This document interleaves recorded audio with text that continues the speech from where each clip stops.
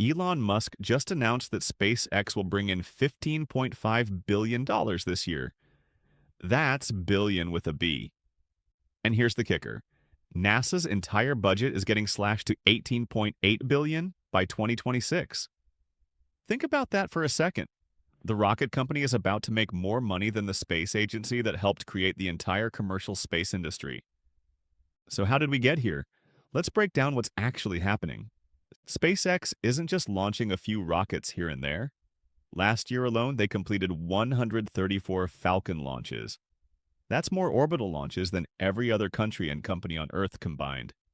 Not China, not Russia, not Europe. SpaceX launched more rockets than all of them put together. They're planning to hit 170 launches this year. That's basically one rocket going up every other day. But here's what really changed the game. Starlink. Remember when satellite internet was slow, expensive, and basically useless? SpaceX flipped that entire industry on its head.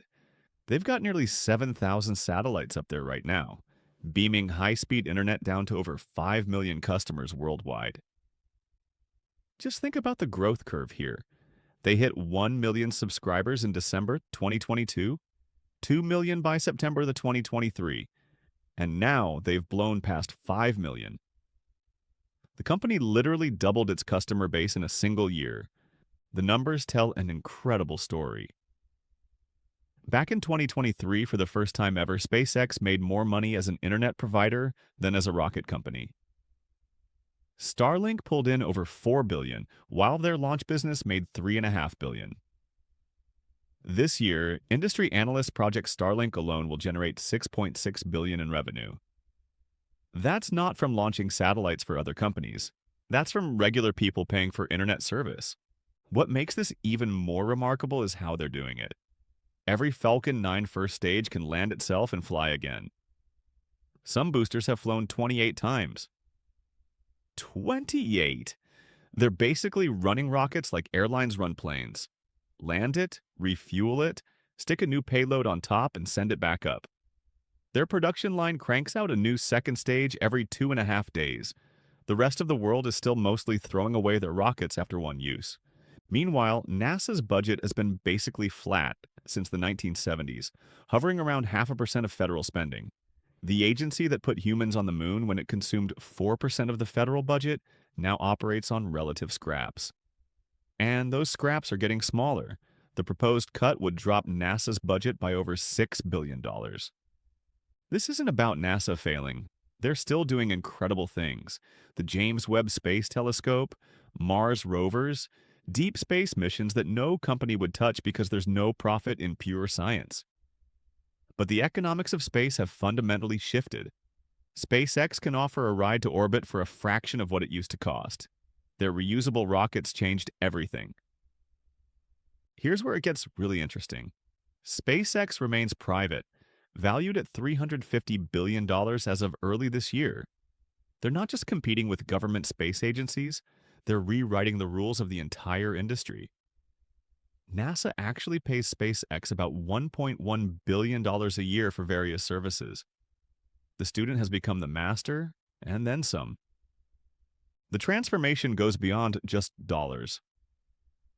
SpaceX conducted the first ever commercial spacewalk last year during the Polaris Dawn mission. They caught a super heavy booster with mechanical arms at the launch tower.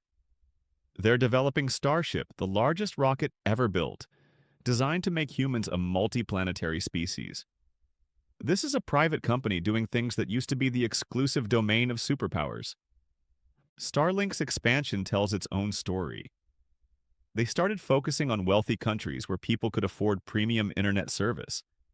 But now they're moving into aviation, maritime, and military markets. Major airlines are signing up. The Pentagon sees Starlink as critical infrastructure. The constellation achieved positive cash flow in late 2023, and Musk hints at eventually taking it public once the financials stabilize. The broader picture shows a complete inversion of how space works. In the 1960s, NASA drove everything and contractors followed orders. Today, companies like SpaceX set the pace while NASA increasingly relies on commercial services. It's more efficient, it's faster, and it's creating an entirely new economy in orbit. This milestone, a commercial space company out-earning NASA, marks a turning point. We're watching the birth of a true space economy where private investment and innovation drive progress faster than government programs ever could. SpaceX didn't just disrupt the launch industry. They've created a vertically integrated space business that makes money from manufacturing, launching, and operating satellites. Looking ahead, if SpaceX hits their targets, they'll keep pulling away from NASA's budget. Their launch cadence will increase. Starlink will expand to millions more users. Starship will come online for even cheaper access to space. The gap between commercial revenue and government budgets will only grow wider. We're living through a fundamental shift in humanity's relationship with space. It's no longer just about national prestige or scientific exploration. It's about building sustainable businesses beyond Earth. SpaceX cracked the code and their revenue numbers prove it. What do you think this means for the future of space exploration? Drop your thoughts in the comments.